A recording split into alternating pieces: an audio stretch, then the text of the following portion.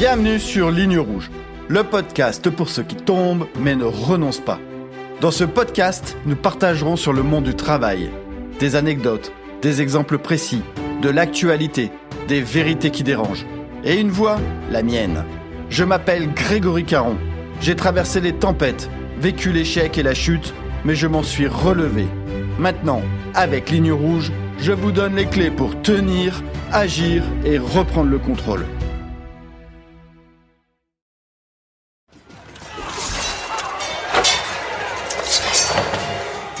Je vous avais pourtant prévenu de ne pas vous fier à moi.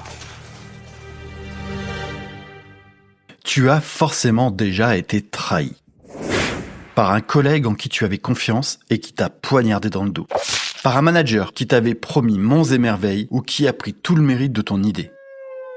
Par une entreprise à qui tu jurais fidélité, qui t'avait vendu un plan de carrière, mais qui a fini par te jeter. Et ce jour-là, quelque chose s'est cassé en toi. Tu t'es senti humilié, blessé, en colère, stupide d'avoir fait autant confiance. Pour celui qui l'a subi, la trahison est la blessure la plus sale en entreprise. Ce n'est pas juste un échec, c'est une rupture qui retourne l'estomac. Si tu le vis et que tu te demandes « est-ce que je vais m'en remettre ?», la réponse est oui, mais pas du tout de la façon dont tu le penses.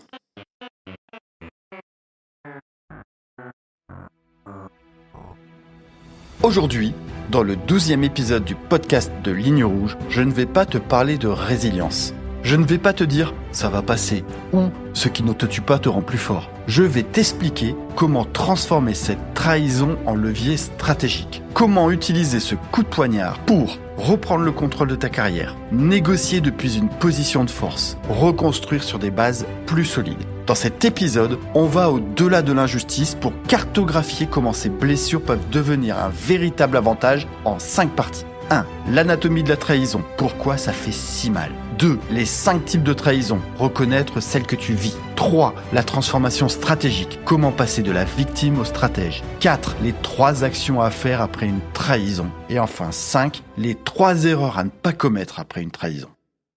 Et si tu veux aller plus loin, retrouve Ligne Rouge sur YouTube, TikTok, Instagram et Facebook. J'y décortique tous les jours les crises au travail, les pièges et les leviers pour reprendre le contrôle. Première partie, l'anatomie de la trahison. Pourquoi ça fait si mal ?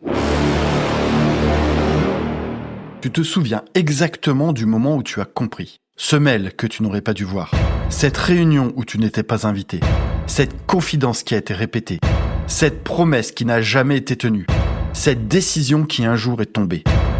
Et ce coup au ventre, cette sensation physique de chute. Je me suis fait avoir. Pourquoi la trahison professionnelle fait aussi mal ? Parce qu'au fond, on pourrait penser c'est juste un boulot. Oui, mais non. Parce qu'une trahison professionnelle, ce n'est pas qu'une affaire de business. C'est une rupture qui provoque 4 chocs internes. 1. Le choc identitaire. Pourquoi moi ? Qu'est-ce que j'ai raté ? 2. Le choc émotionnel. Tu te sens humilié, naïf, sali, dupé. 3. Le choc stratégique. Tu réalises soudain qu'il y avait une partie d'échec et que toi tu jouais au domino. Et 4. Le choc relationnel. Tu te rends compte que le lien n'était pas symétrique. Toi tu donnais, l'autre calculait. Je vais te raconter une anecdote personnelle. J'ai été trahi. Oui, trahi. Par mon boss. Pendant 2 ans, il m'a soutenu, encouragé, fait de belles promesses. Nous avons vécu des choses fortes. Nous avions tissé un lien. Je l'estimais. J'avais confiance en lui plus qu'en moi.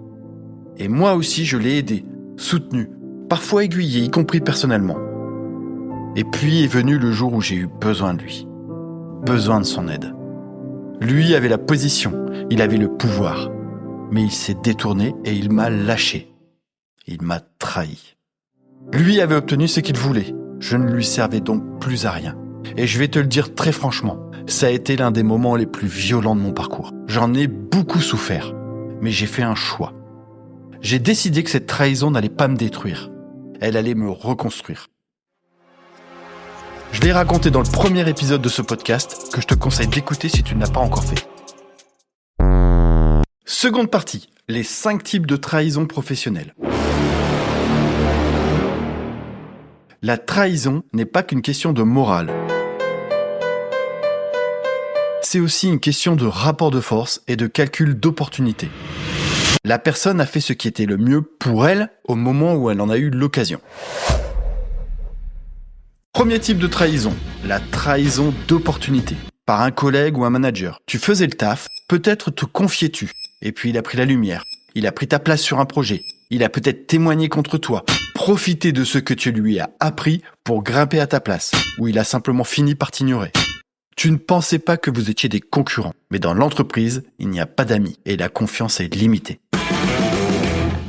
Second type, la trahison institutionnelle. Tu joues selon les règles. Travailles dur et tu es loyal. Et tu vois d'autres qui trichent et sont récompensés, mentent et progressent, sont politiques ou ont les bons appuis et montent. Pendant que toi, tu stagnes. Le système que tu respectes, lui, ne te respecte pas. Le mérite et les compétences seules ne suffisent plus. Il faut aussi savoir se positionner, se vendre et négocier.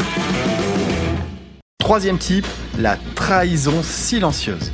On te retire des dossiers, on t'oublie, on te met à l'écart. C'est de l'invisibilisation organisée. On t'attaque pas directement, on te déconstruit.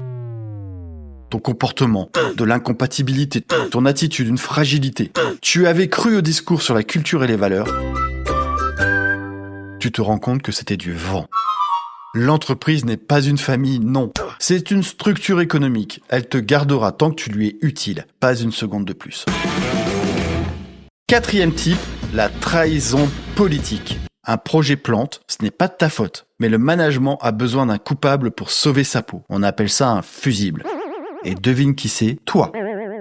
On te jette pour protéger la hiérarchie. Le message, ta tête vaut moins cher que la sienne. Et cinquième type, l'auto-trahison. Tu as ignoré les signaux, tu as accepté l'inacceptable, tu as trahi tes valeurs pour tenir. Et aujourd'hui, tu ne te reconnais plus. Tu t'en veux. Tu aurais dû voir, comprendre et agir. Mais sois indulgent, tu as fait ce que tu pouvais avec les informations que tu avais à ce moment-là. Si tu t'es reconnu dans l'une de ces trahisons, envoie-moi trahi par DM ou prends rendez-vous via le lien en description pour obtenir ton plan d'urgence personnel. Troisième partie, la transformation stratégique. Comment passer de la victime au stratège. Bon, maintenant qu'on a identifié la trahison, on arrête de tourner en boucle. On passe à la contre-attaque. Si tu es encore en mode victime et que tu attends des excuses, je te le dis tout honnêtement, elles ne viendront jamais. Pour t'en sortir, je te propose ce protocole de transformation en 3 étapes. C'est froid, c'est dur, mais ça marche. Première étape, le deuil.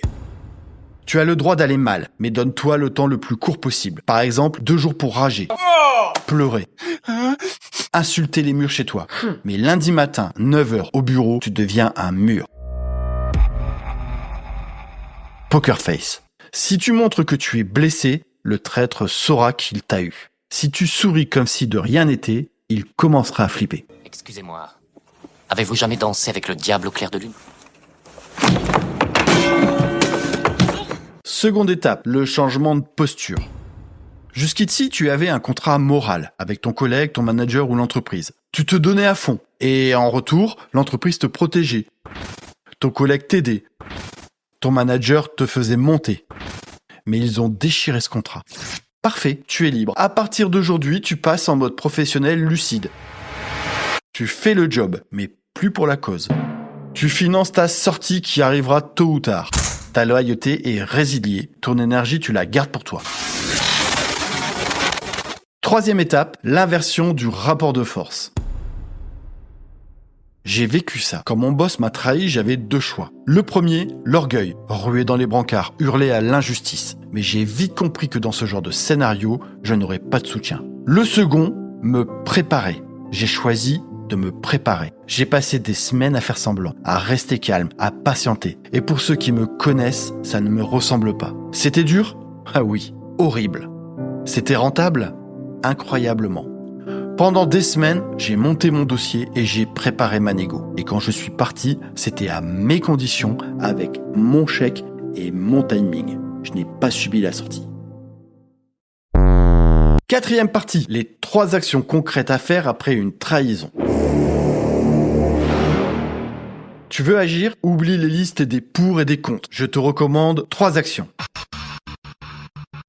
La première, constitue ton dossier.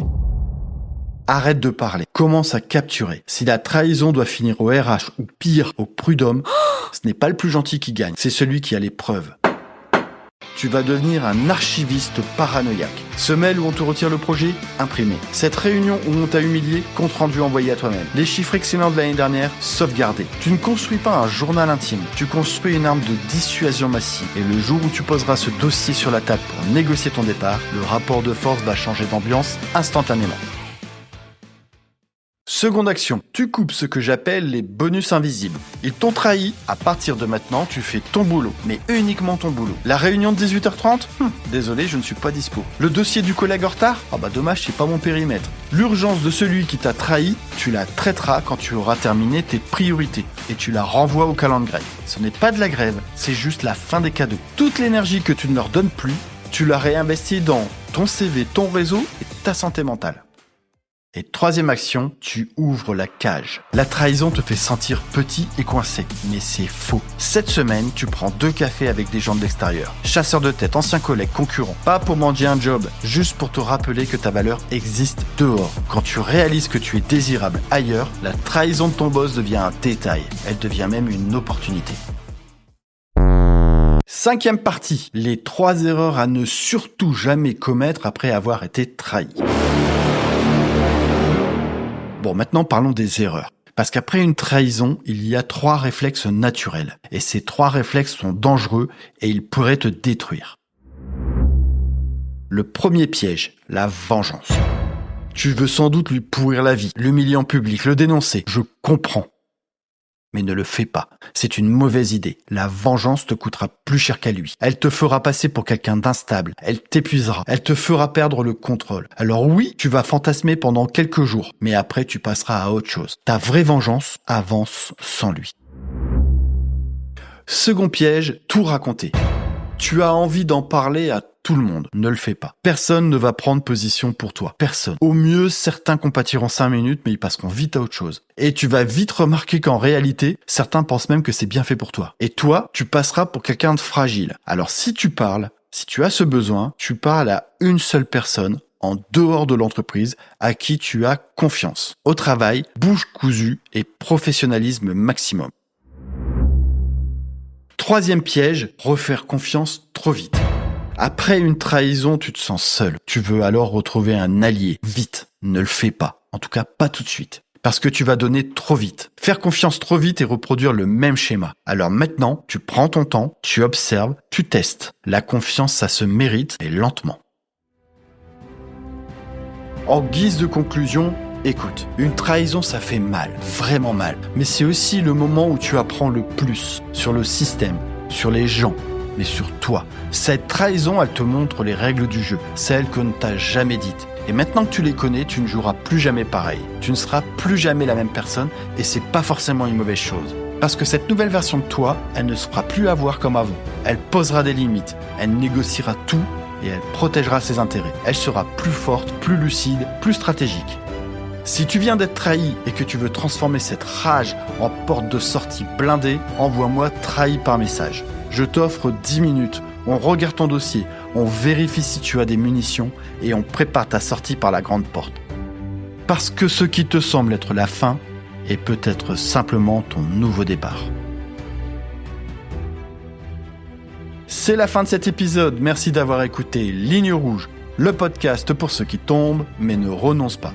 Si cet épisode vous a parlé, partagez-le, abonnez-vous. Et si vous aussi vous traversez une période difficile, je peux vous aider à reprendre la main. Rendez-vous sur ligne-rouge.co. À bientôt.